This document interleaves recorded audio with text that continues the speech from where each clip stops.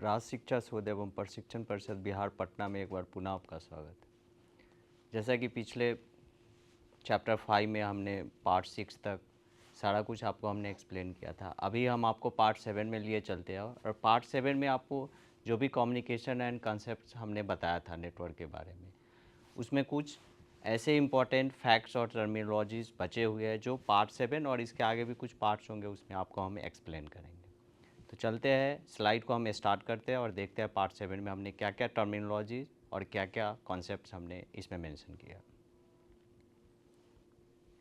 यहाँ नेशनल जो भी हमारा नेटवर्क से रिलेटेड जो भी सिक्योरिटी कॉन्सेप्ट्स हमारा है, मतलब अभी जो भी हम जो नेक्स्ट पार्ट्स होंगे और ये जो हमारा फ़िलहाल पार्ट चल रहा है, इसमें स्पेशली हमारा सिक्योरिटी पर्पस रहेगा कि आखिर क्या क्या टेक्निक्स हम यूज करेंगे। तो इसमें हमने मेंशन किया है कि core security principles, CIA triad and more. मतलब CIA ट्रायड के बारे में हमने पिछले भी पार्ट्स में हमने आपको बताया था कि कॉन्फिडेंशियलिटी, इंटेग्रिटी और एक्सेसिबिलिटी में हमारा क्या क्या आता है। तो यहाँ पे कॉन्फिडेंशियलिटी है जिसमें हमने मेंशन किया है keeping data secret from unauthorised eyes, example encryption, access control. मतलब जितने भी हमने आपको बताया था कि जो भी राइट्स होते हैं, एडमिन का हुआ, व्यू राइट्स हुआ या फिर एडिट करने का एक्सेस हुआ, तो हम यूज़र को किस आधार पे, किस ऑथेंटिकेशन के आधार पे हम प्रोवाइड करते हैं, वो हम सारा कुछ कॉन्फिडेंशियली रहते हैं। और इसमें अगर मान लीजिए हमें किसी यूज़र को ऑथराइज्ड के रूप में केवल व्यू का एक्सेस देना है, हम उसको व्यू का दे सकते हैं। एडिट राइट्स देना है, एडिट का दे सकते हैं। अगर फुल एडमिन का एक्सेस देना है, वो सब दे सकते हैं। तो डेटा जो भी हमारा होगा इनक्रिप्शन मोड में होगा, जो यूजर्स जो भी हम ऑथराइज करेंगे उसी कॉन्फिडेंशियलिटी के साथ वो डेटा को एक्सेस कर पाएगा। सेकेंड यहाँ इंटीग्रिटी है, ensuring data is accurate and has been tampered with, example hashing, digital signature. आप जानते हैं अभी डिजिटल सिग्नेचर का जो भी एरा चल रहा है उसमें हम क्या करते हैं, अभी जो भी एडवांस टेक्नोलॉजी आया है, हम विदाउट जो है हैंड रिटन हम डिजिटल सिग्नेचर का उपयोग कर सकते हैं। तो डेटा जो हमारा होता है वो इनक्रिप्टेड मोड में है। कोई दूसरा वैसा डिजिटल सिग्नेचर जो है इनक्रिप्शन का यूज नहीं कर सकता है, क्योंकि ऑलरेडी हमने एक्सेस दे रखा है कॉन्फिडेंशियलिटी के माध्यम से। चलते हैं नेक्स्ट स्लाइड की तरफ, और इस स्लाइड में हमने अवेलेबिलिटी लिया है, guarantee resources and data are accessible when needed, example backups and redundancy. आप जानते हैं हमारा डेटा लैप्स नहीं हो जाए, मान लीजिए किसी तरह की प्रॉब्लम आती है सिस्टम में, या जो भी नोट्स हम यूज कर रहे होते हैं नेटवर्क सिक्योरिटी में, अगर किसी तरह की प्रॉब्लम आती है तो हम डेटा को पहले से बैकअप्स करके रख सकते हैं। इवन हमने बताया था कि AWS या माइक्रोसॉफ्ट का जो भी एज्योर सर्विसेज वगैरह होते हैं, डेटा ऑलरेडी ऑनलाइन के रूप में क्लाउड सर्वर पे ऑलरेडी डिप्लॉयड होते हैं, हम उसका बैकअप्स भी रेडी रखते हैं, ताकि अगर आने वाले अगर कभी भी ऐसा डेटा जो है अगर हमारा लैप्स होता है, वहाँ पे अगर अवेलेबिलिटी नहीं रहती है, तो हम जो भी हमारा बैकअप डेटा है हम उसको फिर से रीस्टोर करके क्लाउड पे रख सकते हैं। फिर हमारा ऑथेंटिकेशन है, verifying user device identity, example password और MFA करने का मतलब आप जानते हैं बहुत सारे फैक्टर जो है ऑथेंटिकेशन हम लगा के रखते हैं। मतलब मान लीजिए हमें पासवर्ड के थ्रू, अभी OTP सिस्टम्स आ गया है, तो उसके थ्रू हम चाहे तो जो भी हमारा ऑथेंटिकेशन फैक्टर्स है वो 2 वे हो या फिर मल्टीपल हो, हम लगा के वहाँ पे ऑथेंटिकेट डेटा को कर सकते हैं। यूज़र को राइट्स या व्यू या एडमिन जो भी एक्सेस है हम पासवर्ड के अकॉर्डिंग और MFA के अकॉर्डिंग प्रोवाइड कर सकते हैं। देखते हैं नेक्स्ट स्लाइड में। इस स्लाइड में हमने एक्सप्लेन किया है ऑथराइजेशन अभी जस्ट हमने जो बताया था 2 फैक्टर ऑथेंटिकेशन और मल्टीपल के बारे में। तो granting specific permissions after authentication, example role based access. Role based access वही चीज़ है, अगर मान लीजिए मल्टीपल यूजर्स हैं और हमें किस किस का एक्सेस जो है किस रूप में एक्सेस प्रोवाइड करना है, फुल एक्सेस देना है या कुछ पार्शियली एक्सेस देना है, तो हम डिफरेंट मॉड्यूल को रोल बेस्ड जो है असाइन कर सकते हैं यूजर्स को। तो उस अनुसार से हम परमिशन को ग्रांट कर सकते हैं। हमने आपको पिछले कुछ बैक के चैप्टर्स में भी इसी क्लास में हमने आपको एक्सप्लेन किया था SQL के बारे में, और उसमें हमने आपको कमिट, सेव रोल और ग्रांट, ये सब सारे जितने भी कमांड है हमने SQL में एक्सप्लेन किया था। और सेम टू सेम हम चाहे तो ऑथराइजेशन के माध्यम से वो सारा जो है एक्सेस जो है अपने स्ट्रक्चर क्वेरी लैंग्वेज के थ्रू भी दे सकते हैं, जो भी हमारा यूजर्स होगा। फिर आया काउंटिंग और auditing, tracking users for monitoring and forensic. आप जानते हैं अगर आप किसी को एक्सेस दे रखे हैं, अगर आप ऑनर है या फुल मैनेजमेंट के हेड है, आपके पास ऑलरेडी एडमिन का एक्सेस होगा, आप देख सकते हैं कि कोई भी यूज़र स्पेसिफिक टाइम में कहाँ कहाँ किस चीज़ का प्रयोग किया है, जो भी आपने एक्सेस दे रखा है। तो आप उसका फुल्ली लॉग जो है चेक कर सकते हैं, टाइम बेस्ड और जो भी वर्क बेस्ड है उसके आधार पर। तो ये हमारा अकाउंटिंग और ऑडिटिंग रहा। चलते हैं नेक्स्ट स्लाइड की तरफ। इस स्लाइड में देखिए, आप देख रहे हैं दो पिक्चर हमने इस यहाँ पे एक्सप्लेन किया है, और जो हमारा CIA ट्रायड था उसी को हमने यहाँ मेंशन किया है। कॉन्फिडेंशियलिटी है हमारा, इंटीग्रिटी है और अवेलेबिलिटी है। और इन तीनों के अंदर आप देख रहे होंगे डिफरेंट मॉड्यूल है, इसलिए ट्रायड मॉड्यूल इसको बोले क्योंकि ये त्रिकोण के रूप में यहाँ पे तीन टर्मिनोलॉजी यूज हुई है, जो हमने बताया कॉन्फिडेंशियलिटी, इंटीग्रिटी और अवेलेबिलिटी। और वही चीज़ है जो हमने पिक्चराइज किया है, चूँकि ऑलरेडी सिक्योरिटी पर्पज से यहाँ पे लिया है। तो जो भी हमारा कॉन्फिडेंशियली जो भी डेटा है हमारा सिक्योर रूप में बहुत सारे नेटवर्क डिवाइसेज और नोड्स के रूप में हम डेटा को सिक्योर रख सकते हैं, आइदर वो हमारा ऑफलाइन मोड में हो या फिर क्लाउड सर्विसेज जो भी है हम उसका यूज कर रहे हो। तो दोनों जगह ये हमारा CIA ट्रायड जो है ये वर्क होने वाला है। और इसका जो दो पिक्चर आप देख रहे हैं ये फुल डायग्राम है उसका। देखते हैं नेक्स्ट स्लाइड में। इस स्लाइड में हमने कुछ कॉन्सेप्ट्स और टूल्स लिया है जो भी हमारा की नेटवर्क सिक्योरिटी है। पहला जैसे फायरवॉल्स के बारे में भी हमने आपको बताया था कि ये gatekeepers filtering malicious traffic between networks. आप जानते हैं एक नोड से दूसरे नोड जो भी डेटा सेंडर से रिसीवर को प्राप्त होता है या फिर रिसीवर के जरिए जो भी हमारा, हमने आपको पिगिंग बैकिंग ये सब टेक्नोलॉजी भी बताया था, एक्नॉलेजमेंट सर्विसेज भी बताया था कि फिर रिसीवर से सेंडर को पुनः डेटा जो है एक्नॉलेज्ड के रूप में प्राप्त होता है कि वेदर डेटा हमारा रिसीवर तक पहुंच पाया है या नहीं। तो ये दो जो देख रहे हैं डिवाइसेज, जो दो नोड है, आइदर क्लाइंट से जो भी हमारा सर्वर से सेंडर और रिसीवर के रूप में गया है, या फिर डिफरेंट यूजर्स हो सकते हैं जो नोड का यूज़ कर रहे हैं। तो दो नोड या मल्टीपल नोड्स के बीच में जो भी हमारा डेटा जो है कम्युनिकेट हो रहा है, तो जो भी है फायरवॉल्स के रूप में हम नेटवर्क सिक्योरिटी को काफ़ी हाई कर सकते हैं। डेटा हमारा कहीं से आगे, जैसे हम आपको एक्सप्लेन करेंगे हैकिंग ये सभी के बारे में, तो डेटा जो है वहाँ पे हमारा लैप्स नहीं होगा, हमारा सिक्योर रूप में रहेगा। तो इसके लिए हम फायरवॉल्स जो है वो नेटवर्क कंसेप्ट के रूप में एक टूल्स के रूप में यूज कर सकते हैं। उसके बाद इंट्रूशन डिटेक्शन प्रिवेंशन सिस्टम, जिसको IDS या IPS भी बोलते हैं, monitor for and block suspicious network activity.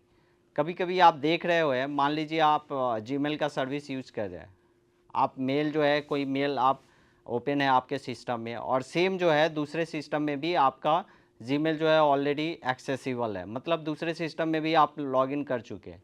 तो आप किसी एक सिस्टम से आप देख सकते हैं कि सेम यूज़र जो है कहाँ कहाँ लॉगिन ऑलरेडी कर चुका है और क्या क्या एक्टिविटी अभी हो रहा है उस सिस्टम के जरिए।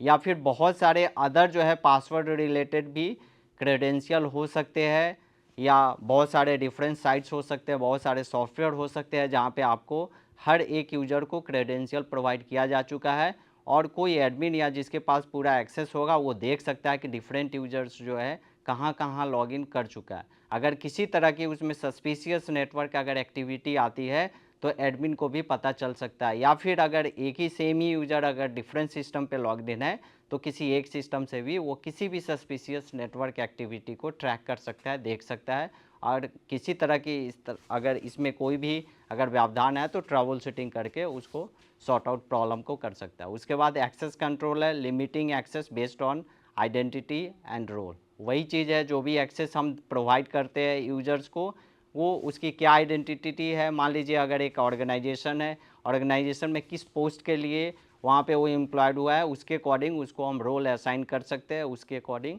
हम उसको एक्सेस जो है दे सकते हैं। तो ये रहा हमारा कॉन्सेप्ट एंड टूल्स जो भी हम नेटवर्क में यूज कर रहे होते हैं सिक्योरिटी पर्पस से।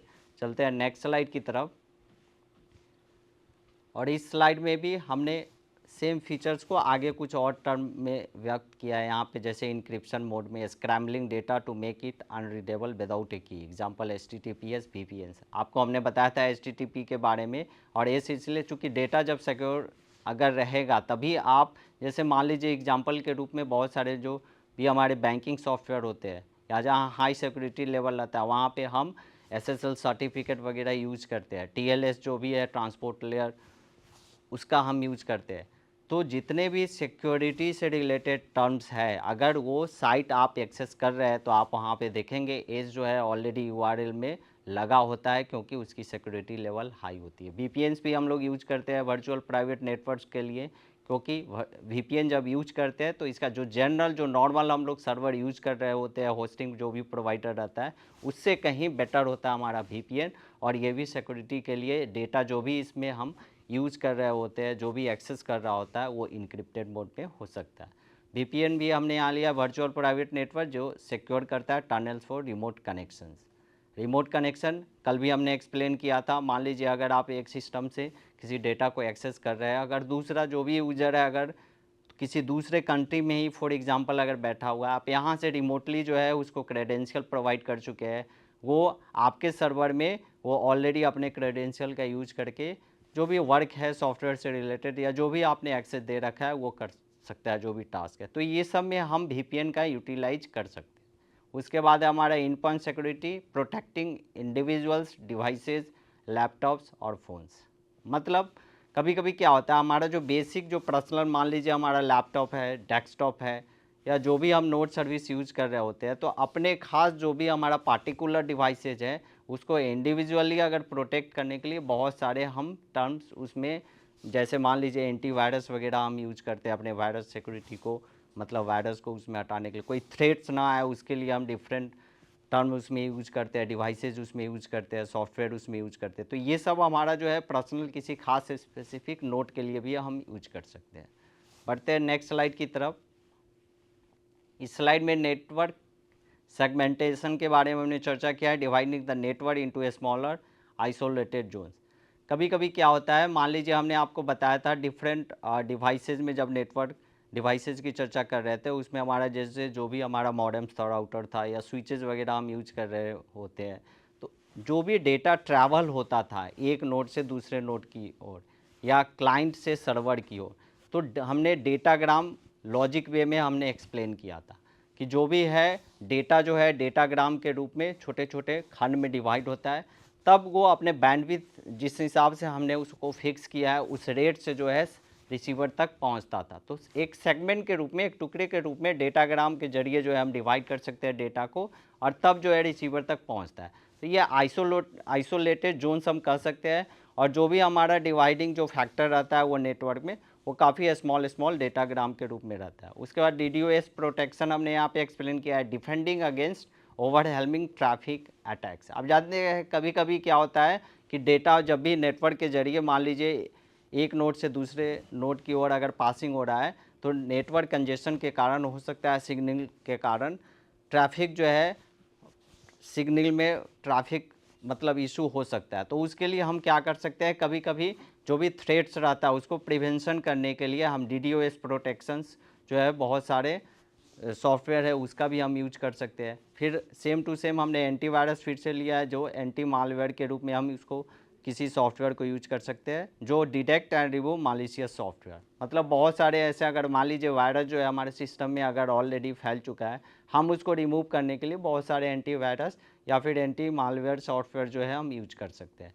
डेटा लॉस प्रिवेंशन, जिसको DLP भी बोल सकते हैं, tools to stop sensitive data from leaving the network. बहुत सारे ऐसे सेंसिटिव डेटा है जो मान लीजिए हम एक्सेस नहीं कर रहे होते हैं और अनऑथराइज्ड वे में कहीं दूसरे जो भी मालिशियस सॉफ्टवेयर है या किसी नोड पे अगर यूज कर रहे होते हैं, तो वहाँ से हमारे सिस्टम की ओर वो फैल सकता है। तो इसको अवॉइड करने के लिए, हटाने के लिए हम DLP प्रिवेंशन का यूज कर सकते हैं, किसी खास स्पेसिफिक सॉफ्टवेयर का यूज कर सकते हैं। चलते हैं नेक्स्ट स्लाइड की तरफ। स्लाइड में आप देख रहे हैं हमने डायग्राम के जरिए यहाँ पे एक्सप्लेन किया है। जैसे मान लीजिए ईमेल सेंडिंग के लिए हमने बताया था SMTP के बारे में, तो वो सब टेक्नोलॉजी में हम ईमेल सिक्योरिटी के भी रूप में बहुत सारे टेक्नोलॉजी का यूज कर सकते हैं। फिर सर्वर प्रोटेक्शन यहाँ मेंशन किया है, डेटा प्रोटेक्शन है, जो भी हमारा डेटा वेदर ऑफलाइन या ऑनलाइन मोड में है उसके लिए हम यूज कर सकते हैं। क्लाउड सर्विसेज एप्लीकेशन, जो अभी हमने ऑनलाइन रूप में डेटा किसी क्लाउड सर्वर पे अगर डिप्लॉयड है उसके लिए यूज कर सकते हैं। नेटवर्क प्रोटेक्शन हमने आपको बताया, डिफरेंट नोड्स है, मल्टीपल नोड्स है, एक नोड से दूसरे नोड के लिए जो भी नेटवर्क से रिलेटेड हमारे डिवाइसेज होंगे उसमें हम प्रोटेक्शन के लिए कोई भी सॉफ्टवेयर या हार्डवेयर से रिलेटेड डिवाइसेज यूज कर सकते हैं। फिर मोबाइल सिक्योरिटी है, मोबाइल में भी आप जानते हैं बहुत सारे हम एंटीवायरस के रूप में बहुत सारे एंटी मालवेयर भी सॉफ्टवेयर रखते हैं, ताकि हमारा जो भी वायरस या थ्रेट से रिलेटेड जो भी चीज़ है उसको प्रिवेंट कर सके, उसको मतलब रेस्ट्रिक्शन जो है उसमें दे सके। तो ये हमारा डायग्राम है नेटवर्क सिक्योरिटी का। चलते हैं नेक्स्ट स्लाइड की तरफ। इस स्लाइड में आप देख रहे हैं कुछ साइबर लॉ के बारे में हमने एक्सप्लेन किया है। ये चूँकि क्या है कि पहले आज से कुछ दशकों पहले उतना साइबर से रिलेटेड कोई थ्रेट्स ये सभी नहीं होती थी, लेकिन आजकल जो एडवांस टेक्नोलॉजी जिस अनुसार से बढ़ रहा है, जो भी हमारा एआई से रिलेटेड या जो भी एआई टर्मिनोलॉजी एक ह्यूमन बींग्स की तरह जो भी हम एजेंट जो है डेवलप कर सकते हैं, सेम टू सेम आपका टास्क जो भी है वो कर सकता है, जो भी एआई से रिलेटेड एजेंट्स हैं। तो ये सब फैक्टर जो है, जिस रफ्तार से टेक्नोलॉजी आगे बढ़ रही है, थ्रेट्स भी उसी रेशियो से आ रहा है। आप देख रहे हैं अभी बहुत सारे फ्रॉड्स वगैरह जो भी हो रहे हैं या साइबर क्राइम से रिलेटेड जो भी चीज़ें आ रही, तो ये सब चीज़ को प्रिवेंट करने के लिए बहुत सारे साइबर लॉज भी बनाए गए हैं, और इसमें भी बहुत सारे ऐसे टर्म्स हैं जिसको समझना आवश्यक है, ताकि अगर हम यूज कर रहे होते हैं कोई भी डिवाइसेज या कोई भी सॉफ्टवेयर, या वेदर हम अपने नोट पे यूज कर रहे हैं या फिर अदर नेटवर्किंग जो भी डिवाइसेज है जो हमारे नोट से होकर कहीं ना कहीं पास आउट हो रहा है, आइदर सेंडिंग या रिसीविंग, जो भी क्लाइंट्स या सर्वर से रिलेटेड जो भी यूजर्स होंगे, तो ये सारे जो टर्म है उस बीच में जो भी अगर साइबर से रिलेटेड किसी तरह की कुछ भी होती है, तो जो भी फैक्टर है उसके बारे में जानना बहुत ज़रूरी है। तो यहाँ पे हमने कुछ साइबर लॉ के बारे में हमने एक्सप्लेन किया है कि it is also known as digital और इंटरनेट लॉ। चूँकि नेटवर्किंग से रिलेटेड ये फैक्ट है, अभी हम पढ़ रहे हैं सारा कुछ, तो ये डिजिटल फॉर्म में एक इंटरनेट लॉ है, is the legal framework governing online activities and digital technology.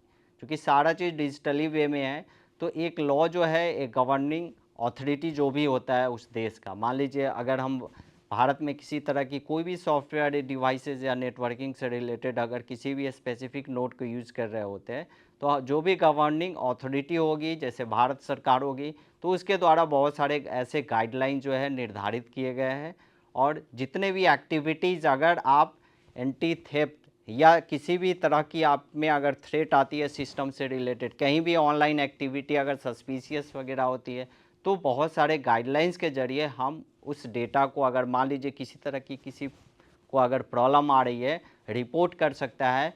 किसी तरह की अगर उसमें और भी ज़्यादा अगर थेफ्ट आने की संभावना है, तो जो भी गाइडलाइंस है उसके अकॉर्डिंग हम नेक्स्ट स्टेप ले सकते हैं। It covers a wide range of issues like cyber crime, data privacy, intellectual property and e commerce.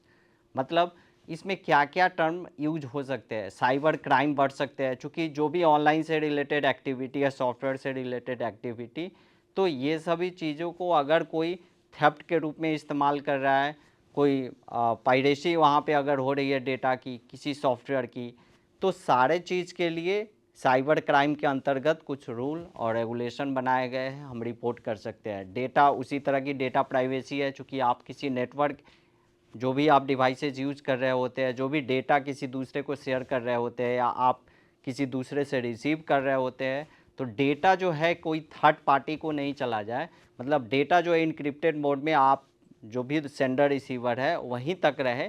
तो इसके लिए भी साइबर में rule regulation already cyber law के तरफ मतलब बनाया गया। अगर आपको लगता है कि डेटा कहीं आपकी प्राइवेसी जो है लीक हो रही है, आप उसको रिपोर्ट कर सकते हैं। आगे स्टेप उसका भी भारत सरकार द्वारा निर्धारित है, आप उस स्टेप के जरिए जो है जो भी डेटा प्रिवेंशन प्राइवेसी से रिलेटेड इशू जो है उसको आगे आप ले जा सकते हैं। फिर इंटेलेक्चुअल प्रॉपर्टी होता है, कोई भी थेफ्ट से रिलेटेड अगर कोई भी इशूज होती है, कोई भी डिवाइसेस से रिलेटेड, तो आप उसको रिपोर्ट कर सकते हैं। ई कॉमर्स में भी बहुत सारे आप देख रहे हैं शॉपिंग साइट्स होते हैं, बहुत तरह के फ्रॉड हो सकते हैं ऑनलाइन, चूँकि सारे चीज़ जो होते हैं आप ऑर्डरिंग सिस्टम जो भी ऑर्डर मैनेजमेंट होता है सारे ऑनलाइन होते हैं, तो हो सकता है कि कभी किसी को बिना पता किए हुए किसी भी तरह की ऑनलाइन सस्पिशियस एक्टिविटी हो सकती है, वहाँ पे आपको लॉस, मान लीजिए जो भी आपने प्रोडक्ट परचेज़ किया है, अगर मान लीजिए कोई भी प्रोवाइडर है अगर किसी तरह की वहाँ पे प्रॉब्लम एराइज करती है, तो आप वो सभी चीज़ों को भी रिपोर्ट कर सकते हैं। And provide the rules for legal and criminal justice in cyber space.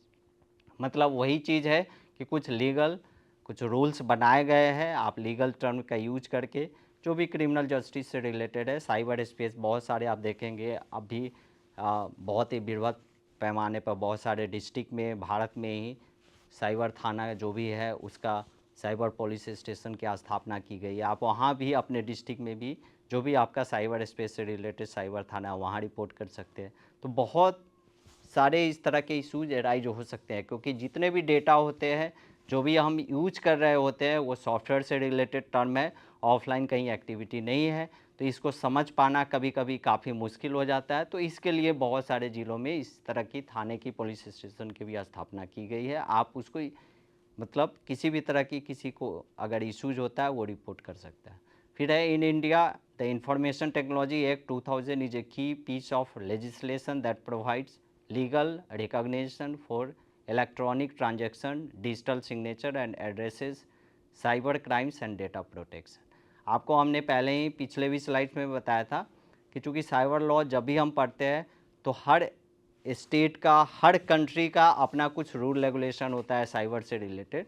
तो हमारे देश में भारत सरकार ने भी बहुत सारे लीगल टर्म जो है रूल रेगुलेशन बना रखा है। किसी तरह की आपका इलेक्ट्रॉनिक से रिलेटेड ट्रांजैक्शन जैसे बैंकिंग फ्रॉड वगैरह होते हैं आप उसको रिपोर्ट कर सकते हैं। डिजिटल सिग्नेचर आप जानते हैं कि ऑफलाइन मोड को हटाकर हम ऑनलाइन मोड में किसी भी डॉक्यूमेंट को ऑथराइज कर सकते हैं डिजिटल सिग्नेचर के माध्यम से। इसमें भी किसी तरह की अगर कोई इश्यूज आती है आप उसका भी रिपोर्ट कर सकते हैं। And addresses, cyber crimes and data protection, ये सारा चीज़ जो होता है वो साइबर क्राइम से मतलब बचने के लिए। और डेटा जो भी हमारा प्रोटेक्शन है, मतलब डेटा जो है प्राइवेसी हर जगह हर किसी यूजर का सेफ रहे, इसको प्रिवेंशन करने के लिए, इसकी प्रोटेक्शन के लिए सारे जो है साइबर लॉ में रूल रेगुलेशन जो है एक्सप्लेन किए गए। चलते हैं नेक्स्ट स्लाइड की तरफ। इस स्लाइड में कुछ की एरियाज ऑफ साइबर लॉ हमने यहाँ पे लिया है। जैसे पहला है साइबर क्राइम।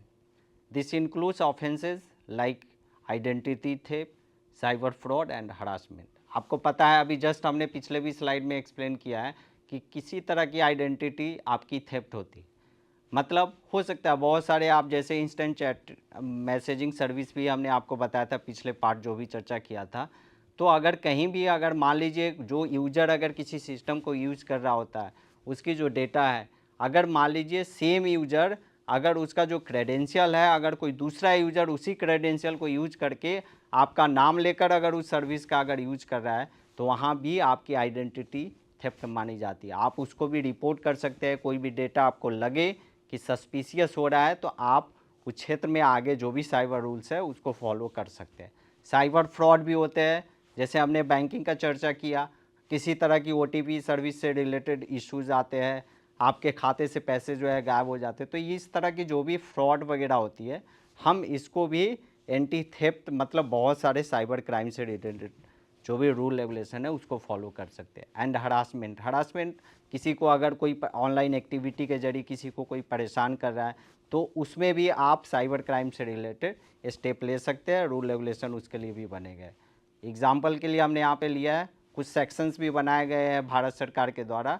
जैसे यहाँ पे एक्सप्लेन है section 66C of India's IT act deal with identity theft. अगर आपको लग रहा है कि आपकी कहीं ना कहीं आइडेंटिटी थेफ्ट हो रही है तो भारत सरकार के द्वारा धारा 66 बना हुआ है IT एक्ट के अनुसार, आप उसको यूज कर सकते हैं। कहीं भी आप उसका रिपोर्टिंग कर सकते हैं जो भी भारत सरकार का कोर्ट से या पुलिस से रिलेटेड सर्विस होती है। फिर हमारा एक है सेक्शन 66D भी addresses cyber fraud like fishing. आप देखते हैं मेल के भी जरिए बहुत सारे आपको स्पैम मेल आते हैं, बहुत सारे ऐसे ईमेल रहते हैं जो आपको पता नहीं रहता है किसी अननोन यूजर के द्वारा आपको प्राप्त होते हैं, उसको हमेशा जैसे स्पैम।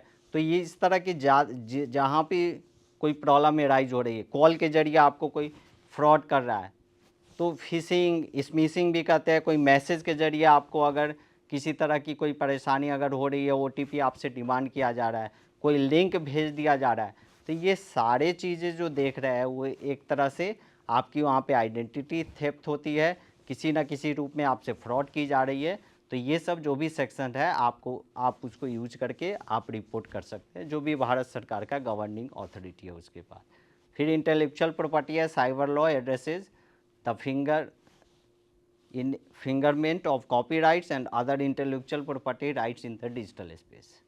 आप जानते हैं कोई भी डिवाइसेज है, कोई भी सॉफ्टवेयर है, या हमने कॉपीराइट, जैसे मान लीजिए किसी कंपनी की हमने इस्टेब्लिशमेंट की, हमारा ब्रांड है, कुछ हमारा ट्रेडमार्क सर्विसेज है, हमने उसको उसका सारा कुछ जो है रूल रेगुलेशन के अकॉर्डिंग हमने उसका लिखित जो है डॉक्यूमेंटेशन भारत सरकार, जैसे मान लीजिए मिनिस्ट्री ऑफ कॉरपोरेट अफेयर्स होता है, वहाँ हमने अपने कंपनी को रजिस्टर कर दिया है, हमारे पास उस अपने कंपनी का हमने लोगो जो है वहाँ रजिस्टर करवा दिया है, उस लोगो को कोई दूसरा कंपनी वाले उस लोगो को यूज नहीं कर सकता है, हमारा ट्रेडमार्क रजिस्टर्ड है, कोई दूसरा कंपनी जो है ऑर्गेनाइजेशन जो है उस ट्रेडमार्क को यूज नहीं कर सकता है।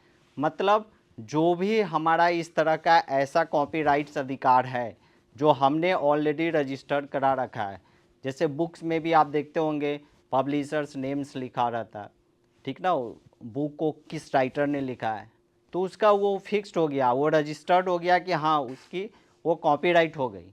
कोई दूसरा फिर सेम बुक सेम राइटर का लिखा हुआ उसी तरह का कोई दूसरा नकल करके नहीं कर सकता है। उसी तरह सॉफ्टवेयर या जो भी ऑनलाइन मोड में है, बहुत सारे ऐसे डॉक्यूमेंटेशन होते हैं, डिजिटल सिग्नेचर जैसे एक उदाहरण आपका हो गया। तो इस तरह के चीज़ें जो है उसका पेरेंट्स अधिकार होता है, कॉपीराइट्स होता है, कोई दूसरा यूजर या दूसरा कंपनी या दूसरा ऑर्गेनाइजेशन उसको सेम मतलब फॉर्मेट में नहीं उसको फॉर्मेशन कर सकता है। तो ये सब जितने भी है अगर कोई कर रहा होता है तो फिर वहाँ पे आप डिजिटल स्पेस की दुनिया में आप फिर उसको जो भी हमारा साइबर लॉ बना हुआ है आप कंप्लेन कर सकते हैं, ये आपका अधिकार है। चलते हैं नेक्स्ट स्लाइड की तरफ। स्लाइड में और भी हमारा है, जैसे मान लीजिए डेटा प्राइवेसी होता है।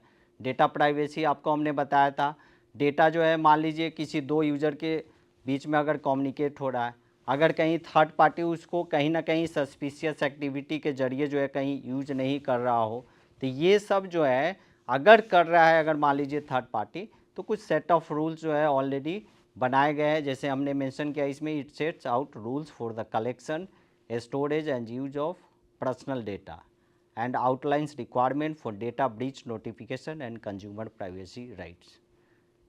देखिए कभी कभी क्या होता है, मान लीजिए शॉपिंग आपका जो भी एक आप एग्जांपल की तरह जो भी आप ले सकते हैं, जितने भी शॉपिंग से रिलेटेड साइट्स होते हैं, आपने ऑनलाइन क्रेडेंशियल बना रखा है, आप कोई सामान जो है ऑर्डर मैनेजमेंट के थ्रू परचेज कर रहे होते हैं, आपका वहाँ पर्सनल डेटा भी वहाँ पे ऑलरेडी फिक्स्ड है, मतलब आपने अपना नाम दे रखा है, मोबाइल नंबर है, आपका ईमेल आईडी है, तो बहुत तरह के इस तरह के डेटा हो सकते हैं जो आपने उसको दे रखा है ऑलरेडी, वो ऑनलाइन मोड में कहीं ना कहीं सेव है उस सर्वर के पास, जो भी आपका शॉपिंग प्रोवाइडर जो ऑर्डर मैनेजमेंट प्रोवाइडर जो होता है उसके पास। अब आपके डेटा को वो प्राइवेसी किस रूप में रखता है वो उस पर डिपेंड रहता है। इसके लिए भी भारत सरकार ने कुछ कंज्यूमर प्राइवेसी एक्ट बना रखे हैं। अगर आपको लगता है कि वो डेटा कहीं ना कहीं उसके माध्यम से कहीं लीक हो रहा है, तो आप उसके लिए भी कंप्लेन कर सकते हैं, जिसको बोल सकते हैं इसको कंज्यूमर प्राइवेसी राइट्स के अंतर्गत आप कंप्लेन कर सकते हैं। बहुत सारे कंज्यूमर कोर्ट होते हैं, उसका आपको जो भी लॉसेस होता है डेटा से रिलेटेड कहीं भी लीक होता है, तो उसके लिए भारत सरकार जो है उसको स्टेप मतलब आगे बढ़कर जो भी कंप्लेन आप कर रहे होते हैं उसको रेक्टिफाई कर सकता है। फिर है e commerce and electronic transaction, same चीज़ है, जो भी ट्रांजेक्शन होता है मान ई कॉमर्स से रिलेटेड इलेक्ट्रॉनिक वे में, it provides legal recognition for electronic document digital signature and e filing. मतलब जितने भी डिजिटल सिग्नेचर होते हैं, मतलब इलेक्ट्रॉनिक वे में जो भी डॉक्यूमेंट्स ऑथराइज्ड होते हैं। अभी क्या होता है, मान लीजिए कोई डॉक्यूमेंट जो है साइन करने हैं, एक यूज़र उस पर साइन कर रहा है, मान लीजिए कोई ऑनर है कोई एडमिन है उसको भी साइन करना है। अब आप जो है कि दुनिया के किसी एक कोने में बैठकर किसी एक ऑफिस में बैठकर आप साइन कर दिए, लेकिन अगर वही डॉक्यूमेंट किसी दूसरे कंट्री में जो भी आप उस कंपनी का जो ऑनर है या जो भी एडमिन एक्सेस जो प्रोवाइड करता है उसके द्वारा भी साइन किया जाना है, तो ऑफलाइन मोड में एट द सेम टाइम संभव नहीं है कि आप कर सकते हैं। तो इसके लिए बहुत सारे इलेक्ट्रॉनिक वे में, जैसे इलेक्ट्रॉनिक डॉक्यूमेंट्स हमने बताया, यहाँ पे चर्चा है डिजिटल सिग्नेचर के बारे में, तो आप ऑनलाइन मोड में आप भी सिग्नेचर कर सकते हैं उस डॉक्यूमेंट को डिजिटली, जो है जो सेकंड यूज़र है जो जहाँ बैठा हुआ है दुनिया के किसी अलग कोने में, वो भी उस डॉक्यूमेंट को वेरीफाई करके सिग्नेचर कर सकता है थ्रू ऑनलाइन मोड। फिर उसी तरह से ई फाइलिंग भी होती है। ई फाइलिंग करने का मतलब बहुत सारे चीज़ें आप देख रहे हैं कि जितने भी तरह के अकाउंटिंग सर्विसेज फॉर एग्जांपल आप लीजिए, आप सारे चीज़ों को एक जगह बैठ के सारे डेटा को ऑनलाइन जो भी आप सॉफ्टवेयर यूज कर रहे होते हैं उसके थ्रू आप कर सकते हैं। फिर creating a legal framework for online businesses. आजकल जितने भी बिजनेसेस वगैरह होते हैं, जैसे मान लीजिए यहाँ पे हमने ऑनलाइन टर्म लिया, जो भी ऑनलाइन बिजनेसेस होते हैं, तो set of instruction, set of rules हम बना सकते हैं, उसको लीगल फॉर्म में हम डिजिटली एक्सप्रेस कर सकते हैं। कहीं किसी भी तरह की अगर परेशानी आती है तो उसके लिए भी गवर्निंग जो काउंसिल होता है, जैसे भारत में हम रह रहे हैं तो भारत सरकार के द्वारा जो भी गवर्निंग जो सेट ऑफ इंस्ट्रक्शंस होंगे, रूल्स है, उसके अकॉर्डिंग हम उसको फॉलो कर सकते हैं, जो भी हमारा ई कॉमर्स या इलेक्ट्रॉनिक ट्रांजेक्शन से रिलेटेड इश्यूज़ होती है। चलते हैं नेक्स्ट स्लाइड की तरफ। इसमें कुछ इम्पोर्टेंस हमने साइबर लॉ के बारे में चर्चा किया, जैसे क्यों है इसका आखिर इम्पोर्टेंस क्यों इतनी बड़ी। आप जान रहे हैं जैसे जैसे टेक्नोलॉजी जो है, आपको हमने बताया था 1990s से जो भी इंटरनेट की जैसे जैसे शुरुआत हुई, आगे चलकर यह बृहद पैमाने पर नोड्स बढ़ते गए, डिवाइसेस बढ़ते गए, कोई ऑर्गेनाइजेशन स्मॉलर से लार्जर होते गया, तो बहुत सारे मल्टीपल हार्डवेयर डिवाइसेज आए, मल्टीपल सॉफ्टवेयर सर्विसेज भी आए, उसी तरह से ऑनलाइन एक्टिविटी भी ज़्यादा बढ़ी। और आज के इस एरा में आप जान रहे हैं कि जितने भी एआई और रोबोटिक सिस्टम, ये सब जितने भी अभी टेक्नोलॉजी एडवांसमेंट बढ़ गई है, उसके अनुसार हमें कुछ रेगुलेशंस भी चाहिए, उसके लिए कुछ लीगल फ्रेमवर्क भी चाहिए, उसके लिए सेफगार्ड की भी ज़रूरी है। तो ये सब इम्पोर्टेंस इसकी इसलिए बढ़ी क्योंकि ये टेक्नोलॉजी से रिलेटेड, एडवांसमेंट से रिलेटेड, जैसे जैसे जिस स्पीड से हम आगे बढ़ रहे हैं, तो ये सब के लिए हमें साइबर क्राइम से बचने के लिए, साइबर रिलेटेड जो भी वर्क कर रहे होते हैं उसके लिए हमें लॉ जो है सेटअप करने पड़े। ये सेफ गार्ड, जैसे यहाँ पे हमने पहला टर्म लिया है safe guards, is protects individuals and businesses from cyber attacks and other illegal online activities. क्यों इसकी इम्पोर्टेंस है, तो कोई भी इलीगल ऑनलाइन एक्टिविटीज़ है, किसी भी तरह की आपकी थेफ्ट होती है, साइबर से रिलेटेड अटैक्स होता है, तो ये सब को प्रिवेंट करने के लिए सेफगार्ड की ज़रूरत होती है। रेगुलेशन वही सेट ऑफ इंस्ट्रक्शन जो गवर्निंग काउंसिल जैसे भारत सरकार के द्वारा जो रूल बनाए गए हैं, वो सारा चीज़ रेगुलेशंस हम उसको फॉलो करते हैं। It ensure that activities on the internet are conducted in an orderly and secure manner. मतलब डेटा जो भी हमारा है वो सुरक्षित रूप में, जो भी ऑनलाइन एक्टिविटी हम कर रहे हैं उस पर अगर सेफ़ है तो हम रूल रेगुलेशन जो भी है उसको फॉलो कर रहे हैं। अदरवाइज किसी तरह की कुछ भी होती है उसका भी हम रिपोर्ट जो है साइबर लॉ के अंतर्गत कर सकते हैं। Legal framework, it adopts existing legal concept like contract and criminal law. मतलब आप जान रहे हैं, हमने आपको पिछले भी स्लाइड में बताया था कि जो भी लॉ होते हैं लीगल फ्रेमवर्क से रिलेटेड, किसी तरह की थेफ्ट होती है तो हम क्रिमिनल लॉ को यूज करके उसका आगे निराकरण कर सकते हैं, रिपोर्ट कर सकते हैं to the digital world and creates new laws specifically for digital challenges. तो जितने भी इस तरह के डिजिटल चैलेंजेस आती है, मेन एक ही टर्म इसमें सबसे इम्पॉर्टेंट है, डिजिटल चैलेंजेस। मतलब जिस रफ्तार से टेक्नोलॉजी एडवांसमेंट बढ़ रही है उतने डिजिटल चैलेंजेज आ रहे हैं। इसी डिजिटल चैलेंजेस को रोकने के लिए, प्रिवेंट करने के लिए डिफरेंट साइबर लॉ की स्थापना की गई। तो चलते हैं नेक्स्ट स्लाइड की तरफ।